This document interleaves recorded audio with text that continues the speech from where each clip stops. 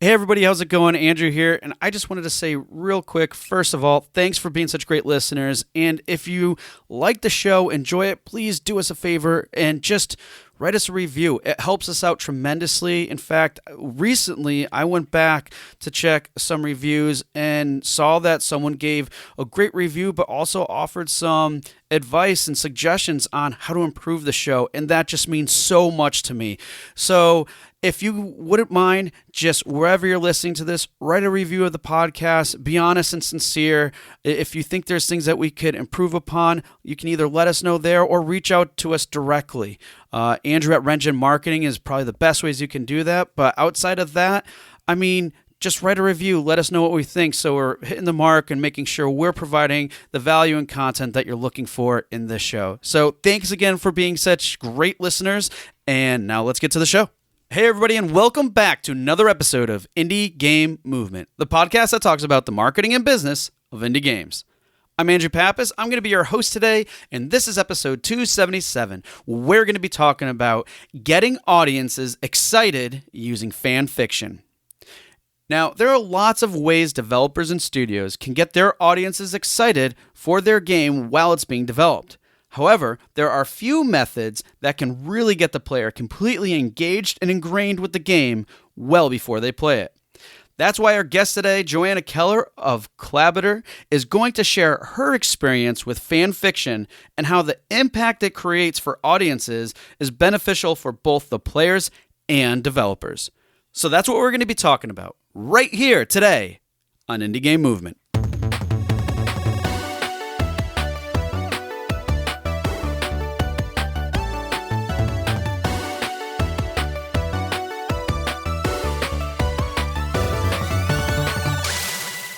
Hey everyone, and we're back. And today, as I mentioned before, we have Joanna Keler with us today from Klabater Games. Joanna, how are you doing today? Good, good. It's Friday over in Poland, so I'm very happy and finishing off the week strong. So very happy to be here, and I'm really super happy that we met at PAX and now we're talking. And yeah, it's I been brilliant. Yeah, that I know it was a very different PAX for me, and I believe it was your first PAX, correct? PAX East. Yeah, exactly. In Boston, and first time in the US as well for me. Yeah, so it was different, quite an experience. I know you had a great time from just visiting Boston in general, but especially at Yeah. PAX. And I'm glad that we had the a chance to connect and meet, and here we are today to have some awesome conversations. But we'll get into that in a moment. But first, I'd love for you to introduce yourself, share a little bit more about what you do for Klabater, and also provide some insight to what you do in your personal life when you're not so busy with work. What do you do for fun and things like that? Sure. So I'm marketing manager for Klabater, and I do a lot of PR as well for the company. I've been with them since January. I started my game dev journey actually with 11-bit Studios a while ago, and I am focused on, providing copywriting, for example, on Steam pages, doing partnerships, going to fun things like PAX as well. Now that the events are live again, and overall promoting the game. So I'm super happy to be here and be able to talk about the things that we do. We are both an indie developer for games, a publisher for smaller studios, and a porting expert as well, that we do ports from PC to consoles. And at the moment, we've got some premieres already that actually I was very lucky to promote on PAX with two games, one narrative one that's really cool for the topic we're going to talk through today, and for which I do have some keys, and Oh, sweet. another cool one, exactly. And at the moment, we are ready for premiere in autumn. And it's been very busy. In terms of my personal life, I love video games. I actually made the switch from marketing in corporate to games because of the passion for for all the things connected to gaming. I do a lot of creative stuff on the side. I used to do improvised theater in my spare time when I get back into it, and Mm. creatively write. So I'm thinking of getting my books of poems and maybe book, a prose book published maybe in a few years' time. Wow, that sounds like you have a lot of fun and interesting things going on outside of work too. So that's wow, all exciting stuff for sure. Yeah. All right, well, thank you so much for sharing that with us. But now we're gonna get into a little bit more interesting stuff with you as we put you through the Q box round. And for those of you who aren't familiar, the Q box round is just a series of random questions we have here prepared for Joanna. So, Joanna, are you ready for the Q box round? Yeah, excited for it. All right. Well, let's see here. If you could only eat one type of food for the rest of your life, what would it be? I think it'd be eggs Benedict with asparagus because I keep doing Ooh. this. It was one of the first things I was able to do as like gourmet food. It was like an upgrade from like, scrambled eggs and stuff. So I think that one, yeah. Nice. If you had to sing karaoke, what song would you pick? I Will Survive by Gloria Steinem, I think. If Okay. Yeah, well, yeah, I'm pretty sure most of us know that one. yeah, I love it. Nice. What was your childhood favorite game? It's a very easy one. It's actually Duck Hunt.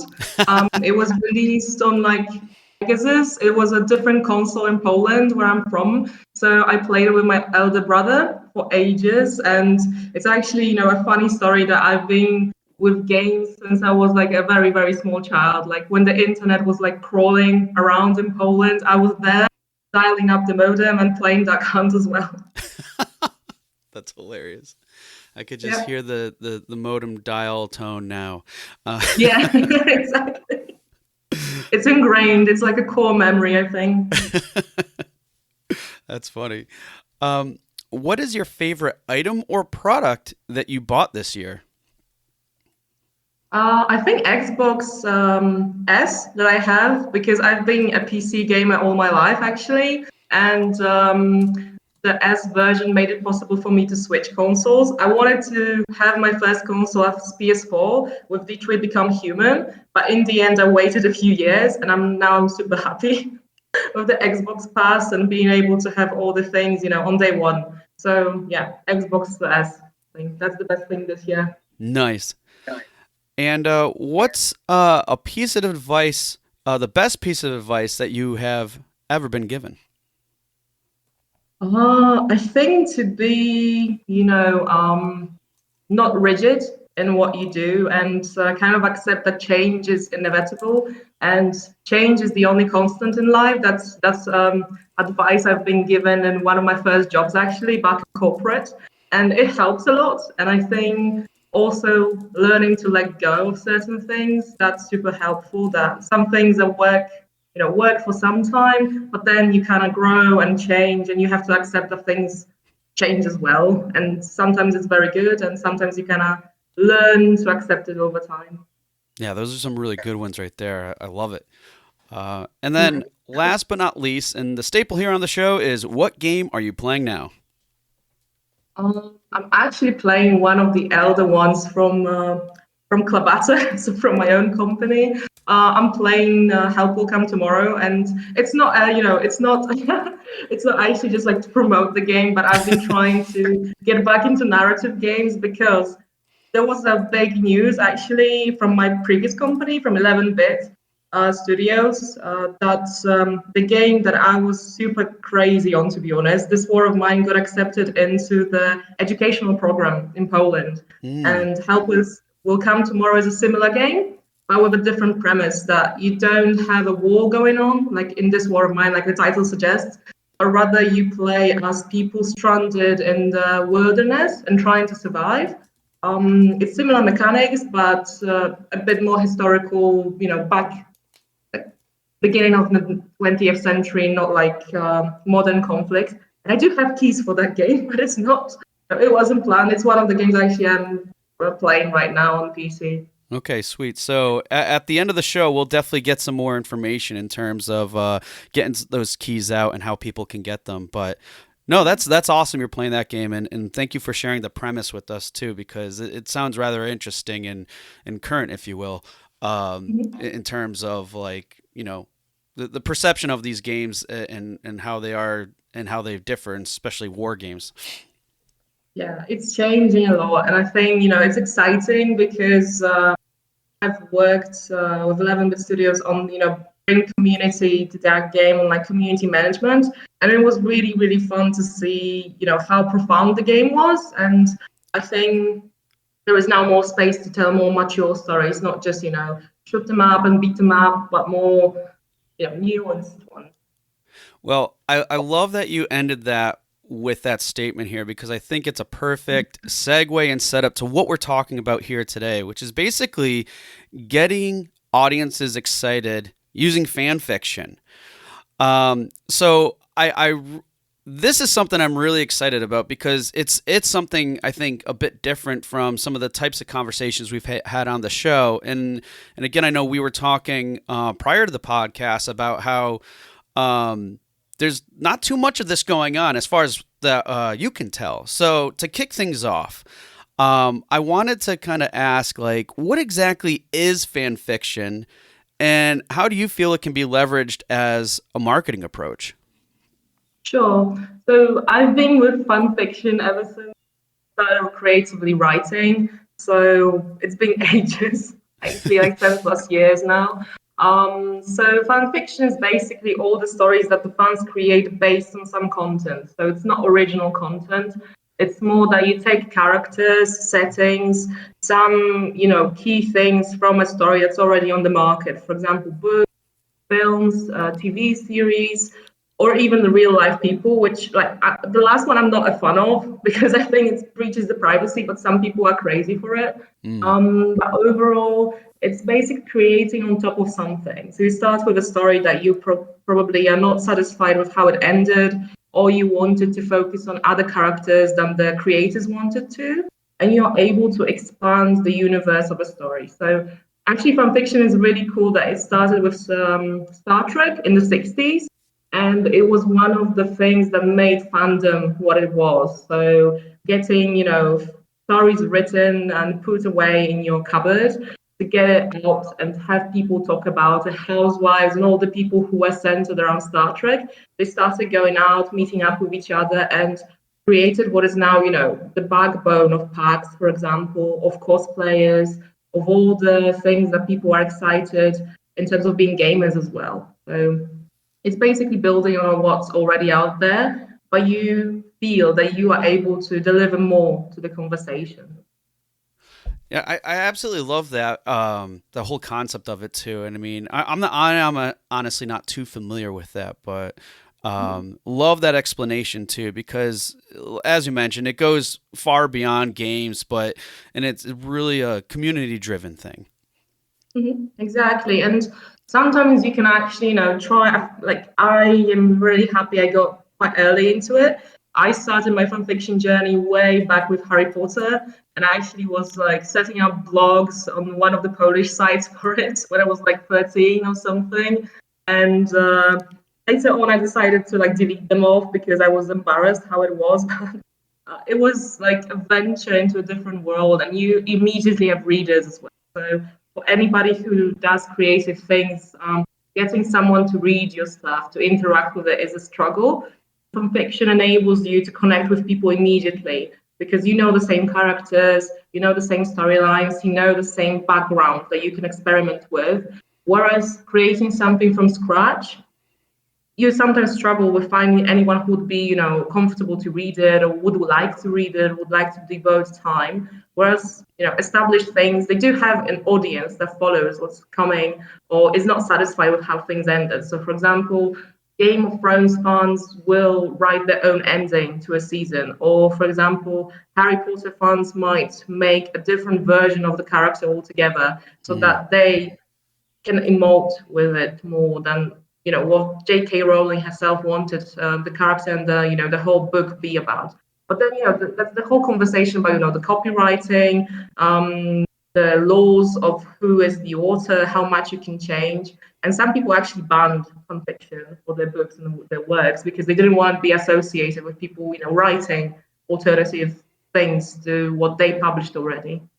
Right. Yeah. I mean, I think a good example of that is Star Wars, and how particular they are with other people expanding upon Yeah. that whole IP.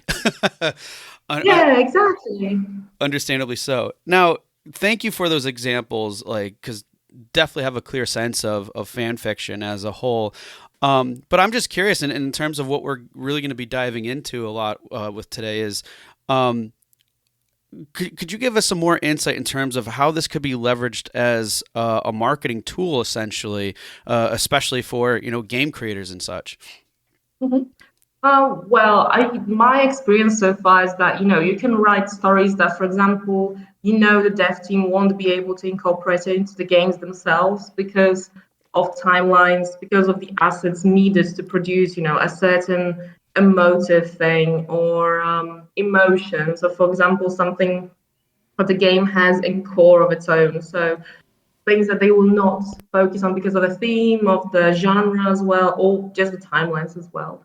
Um, Overall, I've worked so far on writing fan fiction in my mind, but it's official, like official law of the game for PR side for Frostpunk 2. So we were making sort of Steam communication that would enable people to feel more in depth with the lore, but without sharing, assets and things.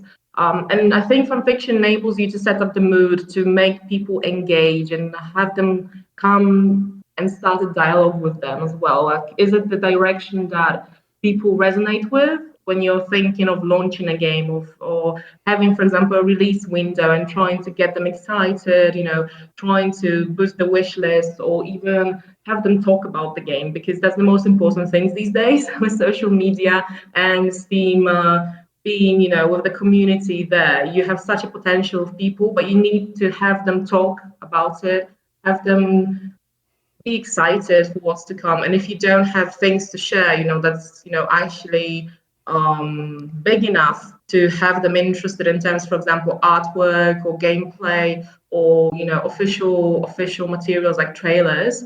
Fan fiction is a neat way to be able to give them something without worrying about the resources. Like that's the idea that I have behind, for example, for writing now for some of our approaching games, and to be able to introduce people without worrying that it would get in the way of the development of the game itself, right? Yeah, I absolutely love this approach too because I think at face value, lots of people just think of fan fiction in terms of, hey, I need a big community or fan base to even get to this level. But you're kind of flipping it here where it's like, hey, there's lots of other things that we'd love to do. We can't implement it into the game, and maybe in the future we could, but even so, we're not banking on that happening. So here's another way to, like you said, to get people immersed and stuff, and like you said, just more content to help promote and things like that. So with that in mind and everything, I'd love to kind of talk about like what's required because again, I love the concept that this can reduce a huge workload on the development team for these types of things that a community or player base would really love to see more. And that's great, but it still requires some work. So outside of the creativity aspect of it, um, is there anything in particular you need to create fan fiction from a studio's perspective? I think definitely you need to work closely with your narrative designers and anyone who is in charge of the story, and how it affects gameplay and how to integrate it into things that are on the, on the sides, actually on the sidelines of projects. So, community building, community management, and marketing and PR are they are supportive functions to development teams because at the end of the day we are not involved day to day with the way devs work, right? We need to think about events, for example, or communication with fans, answering requests and stuff, and getting the word out about the game. So you definitely need to have an understanding what the dev team is currently on, what the milestones are, what is the story that the gamers and all your player base will be able to actually get to. So you don't overpromise in what you do as a marketing team. You don't overpromise how developed, for example, the story will be. If it's, for example, simulation or a strategy game where you do resource management, for example, right? So you don't overpromise like there's an epic story going in the background when it's actually, some, pop-up text telling you this and this and this, but actually there's no big overarching epic, battle of wits that you promise in your fan fiction by introducing characters. I think a character Bible is really, really important. So all the things that might be interesting for fans from their standpoint. So for example, if you do have a person in your marketing materials who is the lead of the game as well, have some things that are fun to find about. So for example, what's their childhood like? What are the plans for themselves? What are the experiences that shape them the most? Which gets very into, writing for the game. So getting friendly with your writers, I think that I would recommend it very thoroughly. And to have them as well on such a relationship with you that you can give them the material that you prepare so that they can check with you actually, okay, this is too much, this is too much, this is good. And it expands on something that we'd like to feature, but we don't have the resources for. So for Frostbank, actually, we've had introduced newspapers to get people excited about the things that would come. And you can see them on Steam now. And that was one of the things that, like it's 19th century, it's set in there. So you can expect people to be able to have that source of resource without explaining anything, without spoiling anything, because the game is still set for launch. From our own things on the now for Klabater, one of the things we wrote actually was bios for characters from Best Month Ever. I wrote them personally, which I'm very proud about. But it's as well a bit of fan fiction that you have to kind of shape the characters according to the script of the game, but give something extra so that people before the release of the game are excited to find out about the characters, find more through the story, or kind of ask themselves questions that, oh, is this what shaped them? Oh, I see, this makes sense in the game narrative, but it's not spelled out for you. So in Best Month Ever, which I have keys for actually as well, and it premiered in May this year, and actually I was promoting it at PAX when we met. You play as a single mom in the 60s with your kid, and the bios helped to shape people's perception, but didn't spoil the narrative because it's a narrative game which is quite short. It's like 4 hours of gameplay.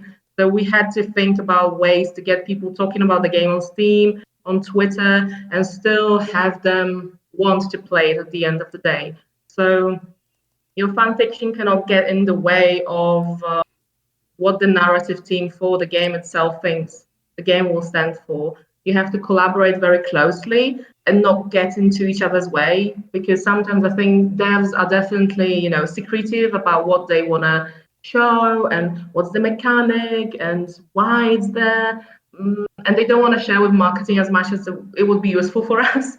But at the same time, we kind of have to stand our ground that people need to be excited about something, and you need to give them something so that they can come back when the game is actually out. Well, there's a lot of great information there, and basically what I was able to boil it down to is Yeah.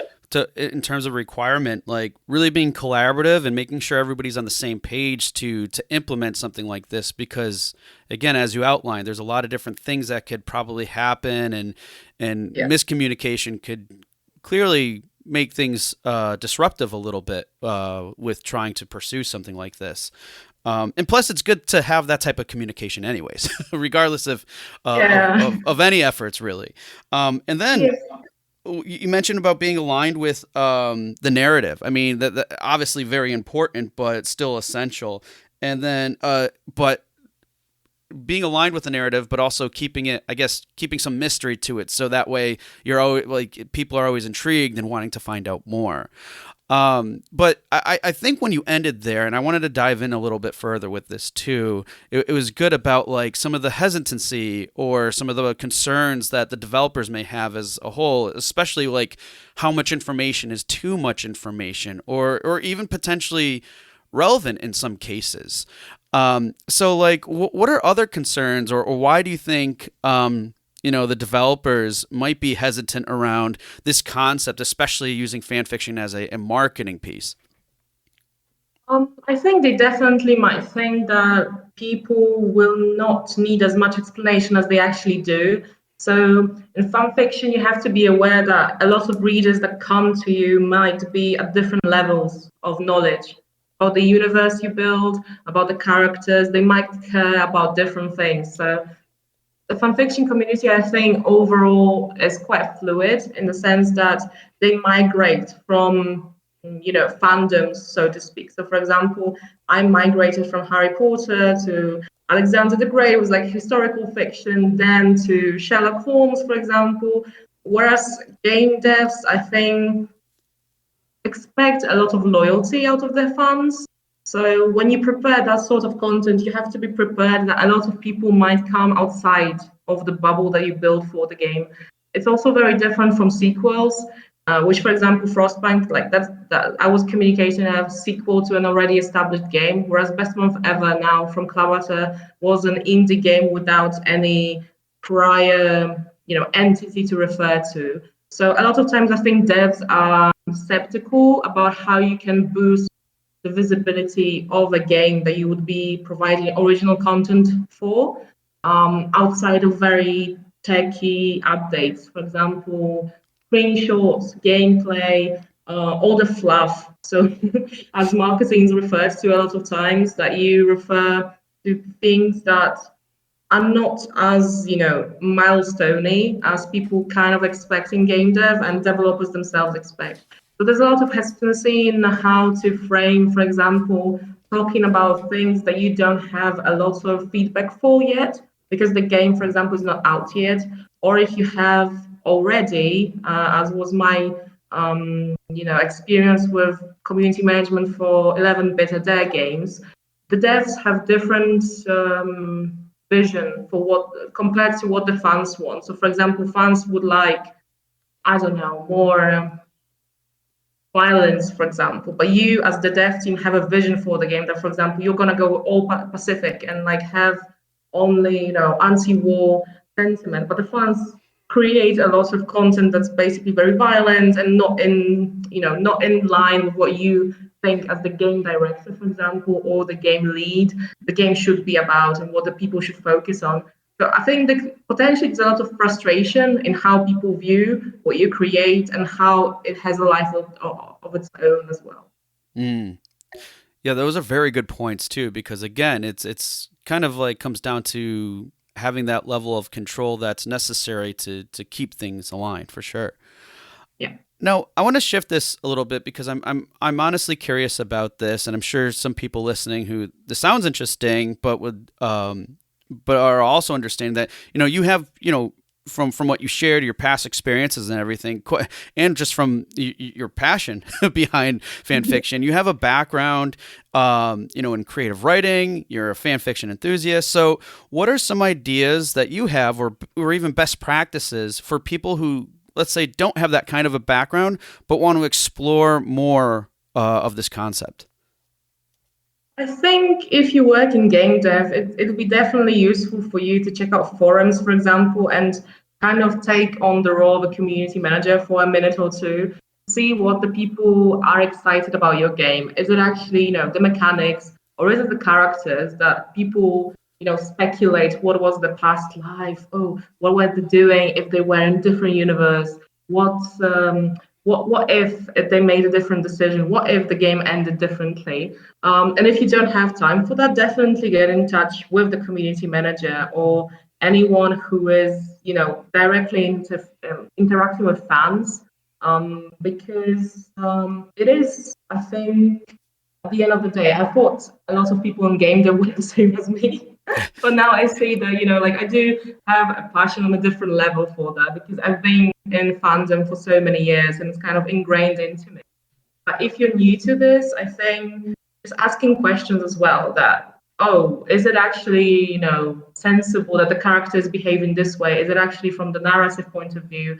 Or what would be exciting to tell people, on top of what the game offers? Like from big, fandoms that like are outside of my, professional experience. For example, Dragon Age fandom is enormous. I actually wrote a few things myself for this, and even Mass Effect was massive back in the day when the games were premiering. So people wondered, for example, oh, what if the choice made was this? And they expanded on this, on a choice offered in the game that the player would not take, for example. But what if they took it? Or the consequences of the things that happened in the game. And in case of Mass Effect, obviously, it was the endings of the trilogy and, the colors that already changed, but the outcome didn't. Whereas Dragon Age, like the whole thing about the big bad being with you from the get go, and now the fourth um, part of the whole series is going out, and what does it mean? What will be the role of the characters?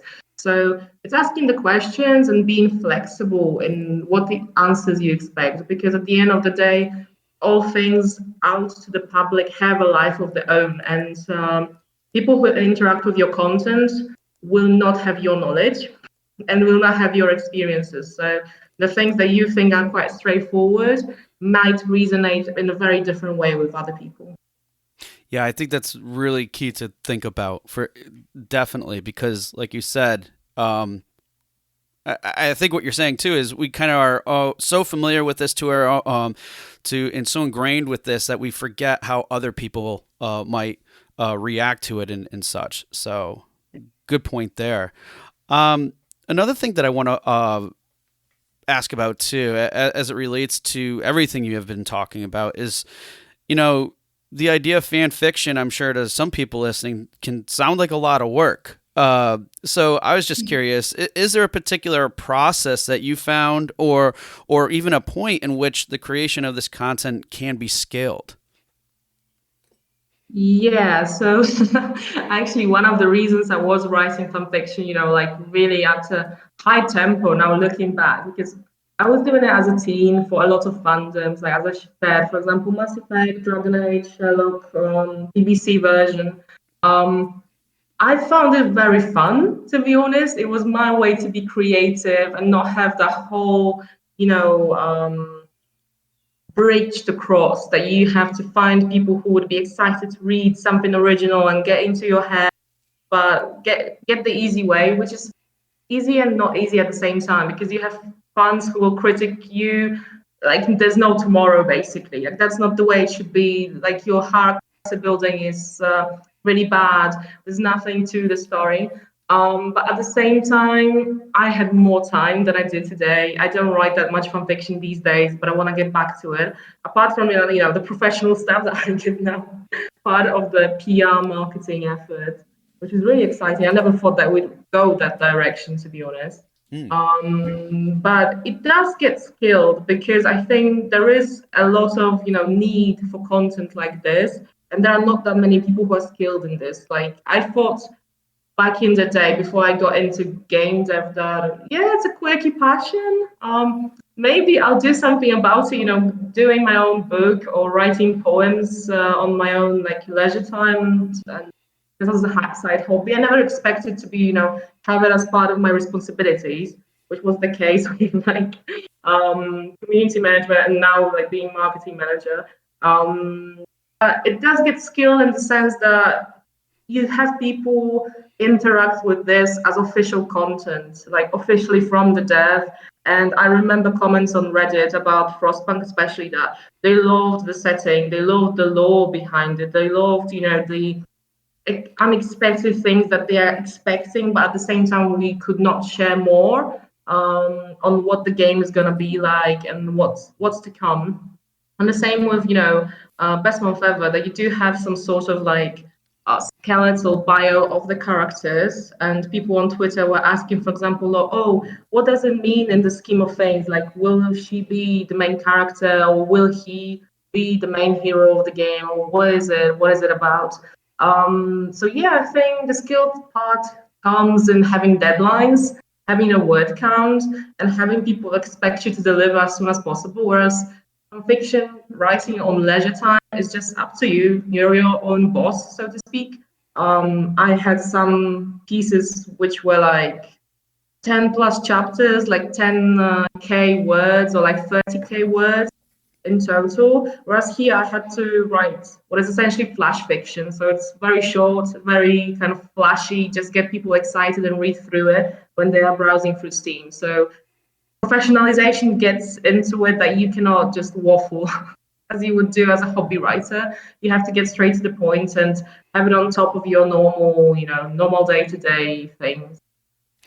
Yeah, I like that you gave that range there because, again, from a scaling perspective, it also comes down to either your own skill sets that you have within your team, some of the passion and enthusiasm that might be there too.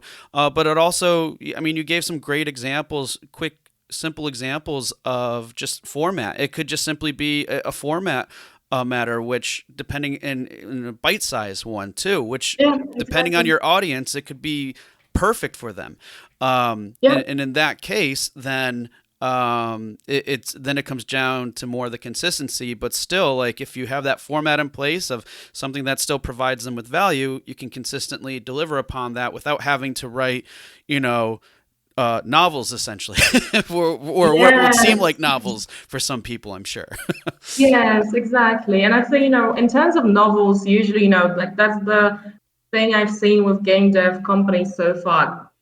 Very, lore heavy things get given to established writers. Like that's the way, with Metro novels. Like I think Minecraft got a few novels as well.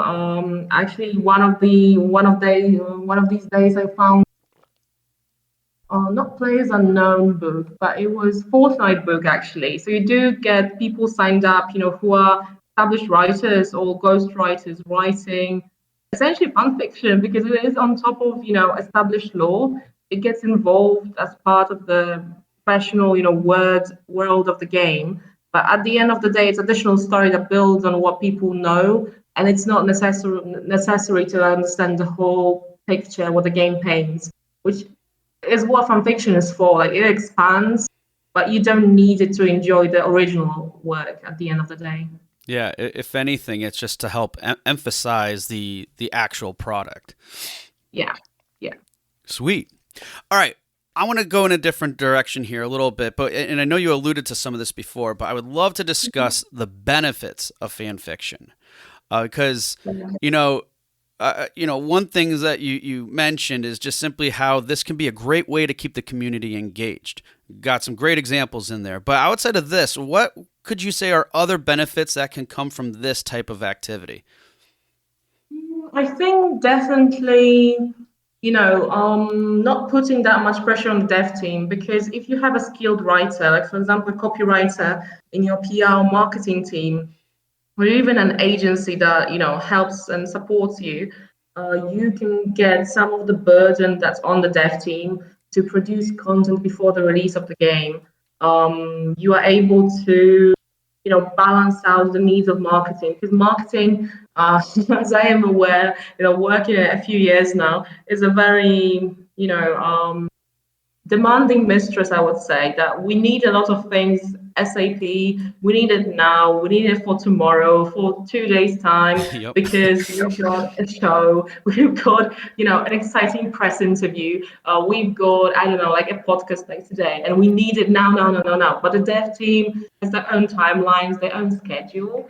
Working in game dev as well, coming from corporate, the whole work-life balance is very different as well. That's something that I would be able to get for a project, like for I don't know, products I worked on, for example, were toys. What you would get for toys would be very different to what you get about games because in games it's a work of art at the end of the day. It is a product, but at the end of the day it's also art and very emotive to people. And for toys, people know what it is. People buy it every day. It helps, from fiction in my eyes, it helps build connection. That Hmm. there's not just a cash grab or something. That you do have some more depth into it, especially if you've got a game which is very mechanics based. So if you've got a shooter, for example, and you don't have a very involving storyline for the player, that, for example, it's not a Bioshock level of gameplay or storyline, right? for example, because Bioshock, I think, for me, and Wolfenstein for shooters are like the triple A, trophy level games out of the genre. But at the end of the day, all you need for a shooter is a gun and a mechanic and like walking around and maybe first or third person point of view. Uh, but if you don't have, for example, a narrative designer skilled enough to get people excited about that kind of character, fanfiction would enable you to be able to get people, emotive with the character, introduce story that is not implementable in the game, that the team does not deem important enough. And it would enable you to be in more dialogue with your community at the end of the day, even though it's like it comes back that to me, fanfiction is all about community and games cannot function without community. And for me, getting into the whole sector as a community management, I think was the most brilliant idea I had, even though I didn't know it at the time.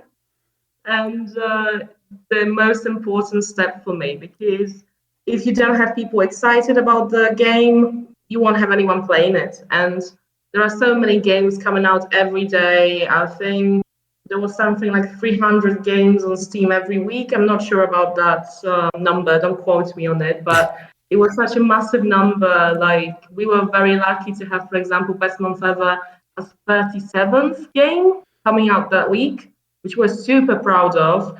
And the other game I had on PAX was Orbit Industries, the other like premier had a strategy, and it was 119th out of the month. And we were super, super proud, like super proud for an indie game. That was huge. Because you obviously compete with, triple A games, very big franchises that have funds, established over years. Whereas when you have an original title, you do have to have, ways of going directly to people and having them emote with your new game and having them care about it more than the, I don't know, Call of Duty franchise or FIFA franchise that's been on the market for so long that there are already, grandchildren playing with the granddads, for example, because it's so established. And fanfiction, I think, enables you to have people stop for a moment in all the, I wouldn't say maybe chaos, but in all the very, very packed space, pay more than a blink to your game. Because at the end of the day, as indie devs, we do compete not as much with each other, but with what people will devote their time to. So if you have someone Mm. stop and read your piece of content and care for a little, I think fanfiction is a great way to get into it and not have them, bored, out of the tears. But you have written, for example, a few short lines, or as you said, even a one-liner from a game that would be good copy could be interesting enough for example, for a headliner for people to get back to you and wishlist the game or play it when it's released.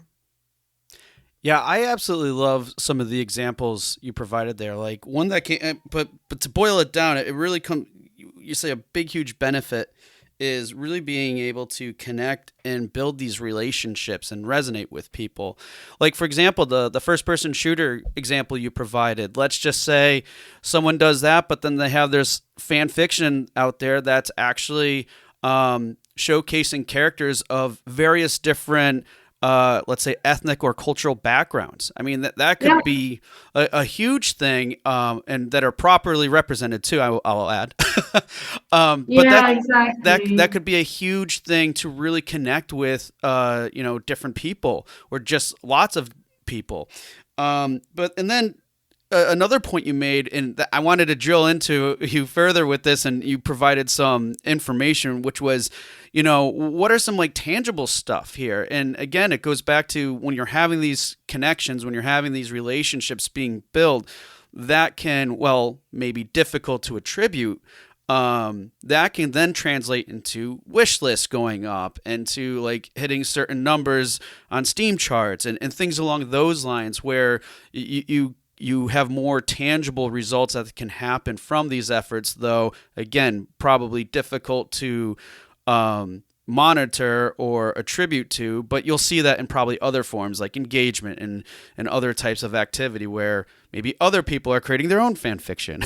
So Yeah, exactly. And I think, by having your own team write, creative content on top of what the dev team does, you do send out a signal that you are open to this, because some people are hesitant about, creating fun content because they are worried, for example, about the artist license and copyright issues and all the other things. Some franchises or companies are very particular, as you said, for example, Star Wars and Disney, as an example. But overall, I think for video games, you do role play characters all the time. You are forced, by the gameplay mechanics to get into the shoes of the characters, and that's essentially what the fan fiction is about. That you build your own story to what you are presented with. And I think, especially in like first-person games, it's essential to be able to emote with the characters, and a lot of times you're not able to have it as diverse as what the player base is. I think like Overwatch, for example, is a good example of having so many different characters and so many different classes, and having people be able to role play the way they want.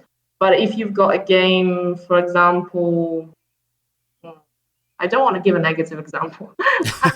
A game with like a very established character, when you cannot influence anything, from the appearance or from the skill tree, or even the way that you make decisions, it's very hard to get people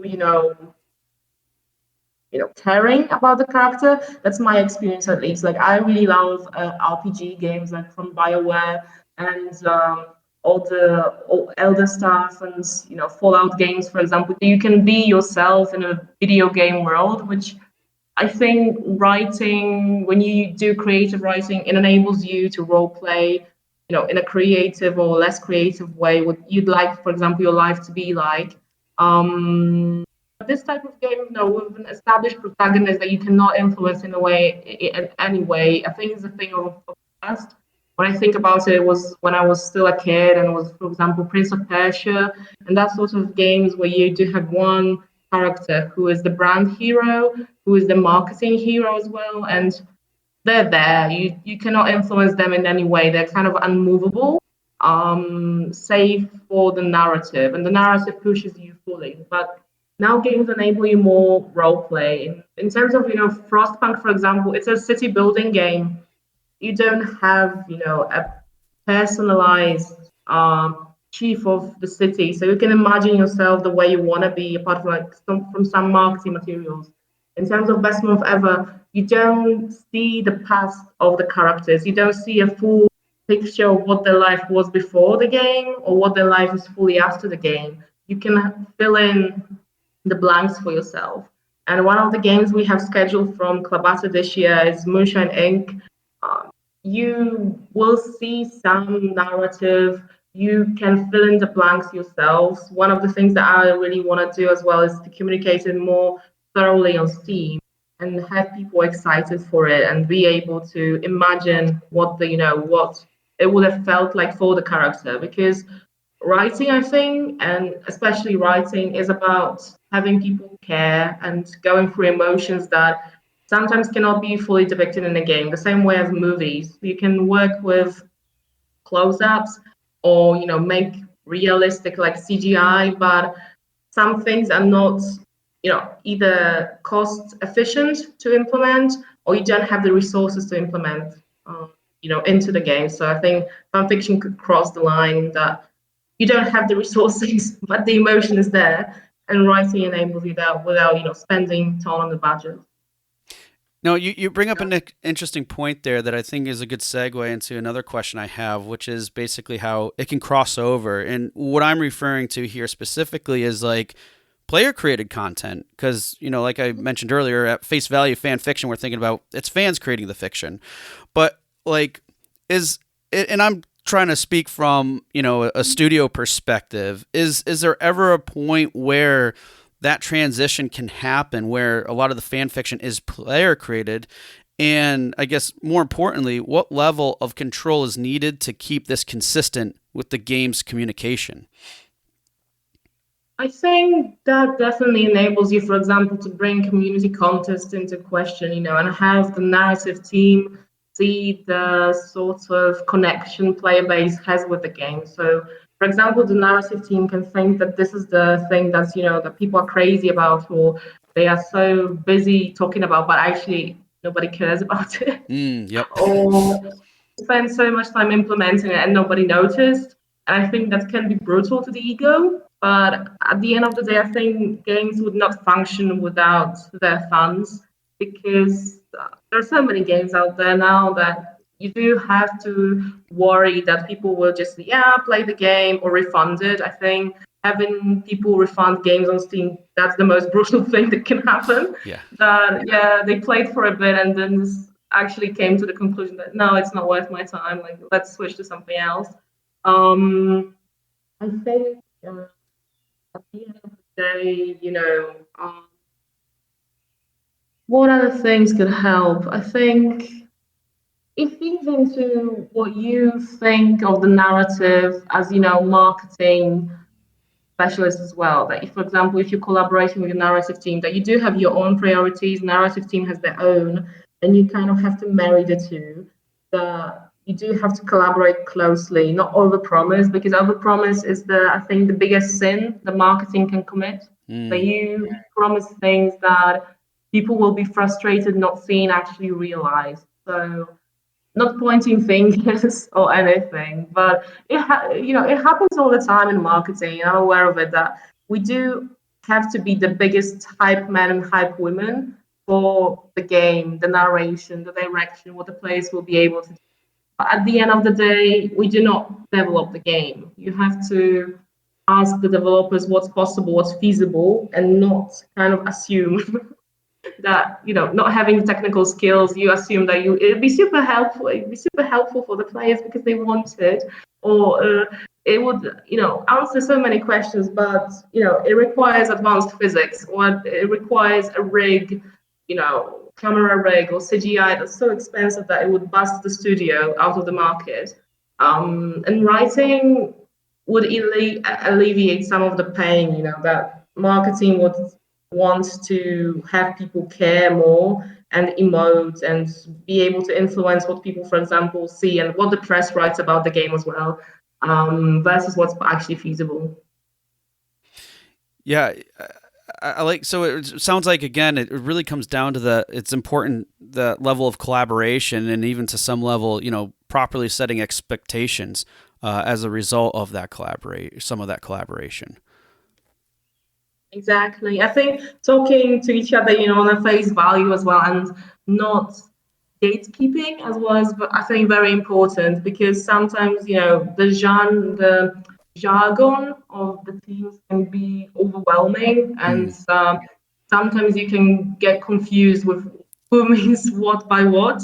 And I think getting, on the same level, and I think asking the questions that we as gamers, for example, would ask helps helps a lot to, you know, have a better communication between the teams, and also seeing the same picture, because I think that's important, and it's very hard to achieve because, as I said, marketing has different priorities, dev teams have different priorities, game directors themselves have very different priorities sometimes to the rest of the team.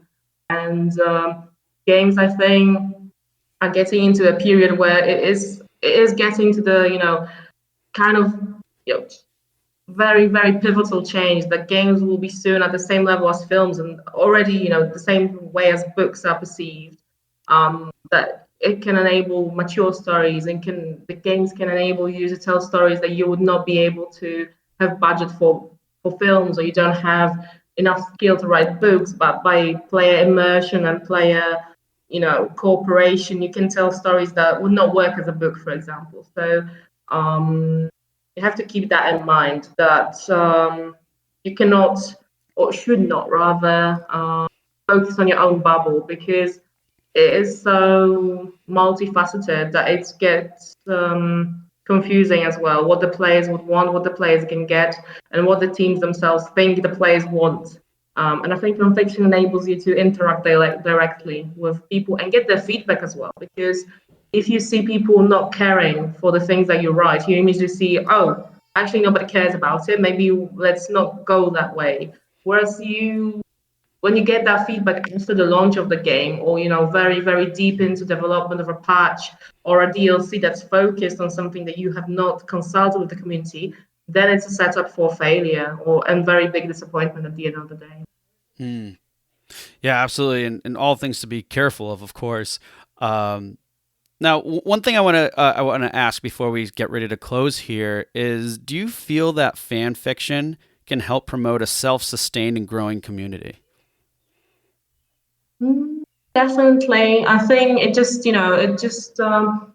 depends at what level and what timeline you start to put out the fan fiction out there, and what kind of fan fiction you do. Whether you do, for example, contests for community to write their own what if stories, and for Mm. example, have some of the scenarios implemented into your game. That because that's sometimes it's free ideas, and you can you know you can reward some of the fans actually by supporting talent as well for your own narrative teams, because I think, like, I used to think the skill was more widespread actually. Before I started working in games, I thought like writing was more predominant in this sort of creative industry. I thought that more people wrote, but actually narrative positions and writer positions are quite secluded. Not that many people have them. Not that many people want to write for games or would like to implement writing into the career plan. It also depends whether you produce content on your own via your marketing team, as I said, and what I've been doing, for example, or you rely on your dev team to do that. It also depends how susceptible to writing your community is, because I think some genres are great for it. When you have a very deep lore, where you have a lot of questions you can ask, you can have a lot of choice and consequence, and a lot of very interactive content that, yeah, you can ask yourself, oh, what if the character went this way? Oh, what if the character was born this way? What if we ended the game 3 chapters before it actually ended? Whereas very mechanic based games like strategies or shooters that have an audience that's just focused on grinding, or just on multiplayer level of interaction with players, they may not be as susceptible, and they may not be interested in this sort of content at all, because they might not have the attention span actually, to pay attention to additional things you do apart from updates for the game, and cool things that they can interact with immediately. I think narrative heavy games are great for fan fiction, and something that can help you build the community and help people be excited before the launch, after the launch, and have them wait for sequels, for example, or even updates to the game if, for example, the launch was not as successful as you hoped for it to be. Yeah, but and all that makes sense though in terms of it really depends because it could be a good fit and it might not be depending on, like you said, the Yeah, genre and other factors of the game too. All right. yeah. One thing I'm curious about, and I know you listed some, but what are the ones that are more top of mind in terms of what are some mistakes that some teams or developers make when they're trying to create fan fiction for their audiences?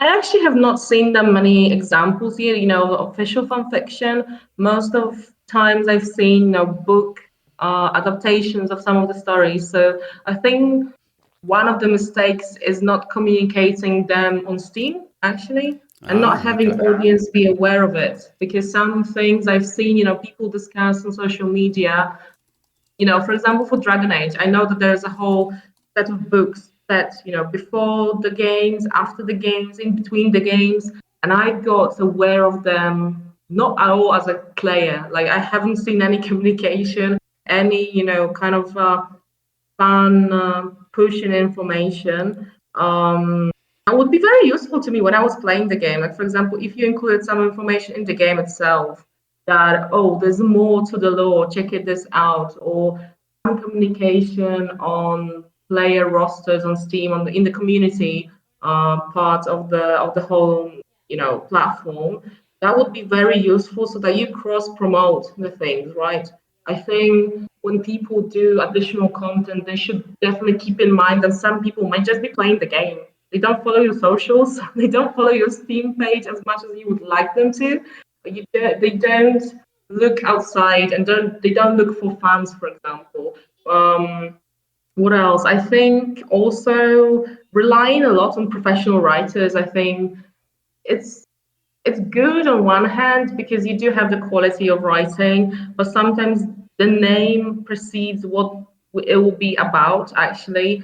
So people have very high expectations, and some of them may be just book lovers of that particular writer, but not the gamers because the writer might not actually be the right fit for the genre and for the player base and for the age group as well. But it seems exciting to the dev team, for example, because they're fans of that particular writer. I think also not being as open to community feedback is, I think, one of the drawbacks of dev teams sometimes, that they have a very fixed vision for what they would like their game to be about, and they don't want the interaction at all. They don't want the player feedback, and they are surprised then that things that they could potentially anticipate, they blow out of the proportion, and you have a lot of people, not satisfied with what the narration of the game was about or which direction it went because gameplay took, for example, reign over it and just didn't implement as smoothly as the dev team wanted it to be.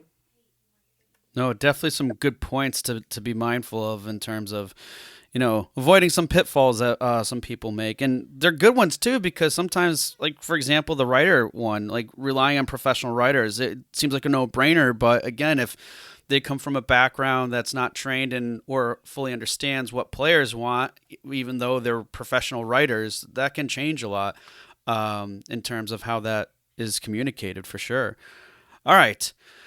In closing, we talked a lot about today with fan fiction and all the great stuff that could come out of it. But would you mind sharing at least three suggestions or tips that you would recommend to teams, based on our conversation today? I think definitely don't be scared to experiment with formats. You can write very short things. You can write bios. You can write, environmental descriptions. You can write things that you didn't have time to implement in the game, but you thought exciting. Um, or just don't be scared of trying different things because you might be surprised what resonates with fans and what resonates with the community at the end of the day. Second one, I think definitely don't think that if you don't write all the time, you're not gonna be able to do this because for me, it was a hobby. I never assumed I would do it professionally and do something that would be substantial in my career. But actually, it's helpful now.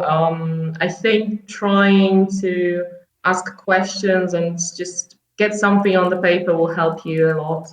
And third one, I think asking questions, what if, helps a lot. Do you actually think a story you're writing or you have for the game is closed? Like, is it a fixed ending, or is there some leeway for what people might think could have happened? Is there some leeway for additional character building that you haven't had the time or haven't had the thought to um, have implemented? And definitely ask what people are interacting with the most in your game via browsing Reddit or checking out your game's Discord, and just trying to see it from a player's perspective. Is it actually that you would enjoy the game you play, or is it something that you would feel unsatisfied with how it's ended? And just think of ways maybe to answer those questions in fanfic.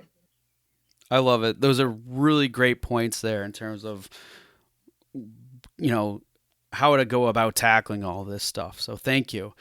All right. Well, Joanna, I really appreciate you being on here. But before you go, please, what are ways people can get in touch with you, find more about Klabater, or, yeah, any socials, contacts? What are the best way people can get in touch with you or find out more about Klabater?